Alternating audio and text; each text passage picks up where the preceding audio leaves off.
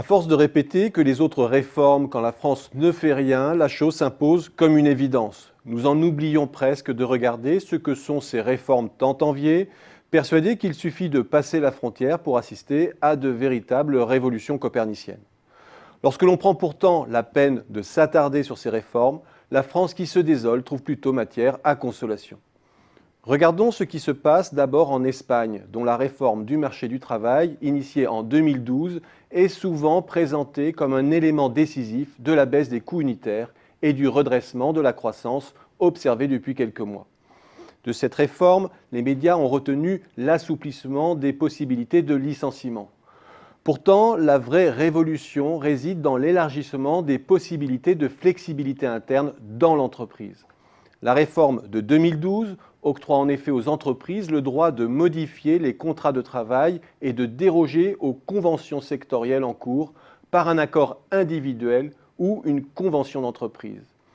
Une entreprise peut depuis 2012 baisser les salaires, la durée du travail, modifier transitoirement les fonctions, l'affectation géographique des salariés en usant des motifs de compétitivité, de productivité, d'organisation technique. Ces nouvelles clauses ne sont pas sans rappeler les accords de maintien dans l'emploi de la loi de sécurisation française de 2013.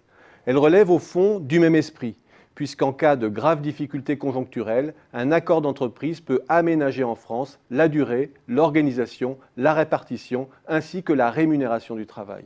La facilitation du licenciement en Espagne entérine quant à elle une réduction des indemnités de 45 jours à 33 jours par année travaillée.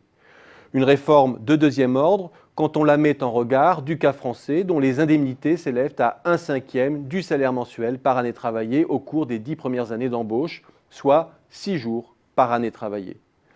Sans parler de la suppression de l'autorisation administrative de licenciement qui, pour sa part, intervient près de 30 ans après celle de la France. L'Italie serait-elle de son côté en passe de larguer la France avec son Job Act que le Sénat a voté début octobre? La loi s'attaque à un maquis réglementaire n'ayant rien à envier au cas français. Il s'attaque aussi au fameux article 18 qui crée une menace pour les entreprises qui licencient sans équivalent en France.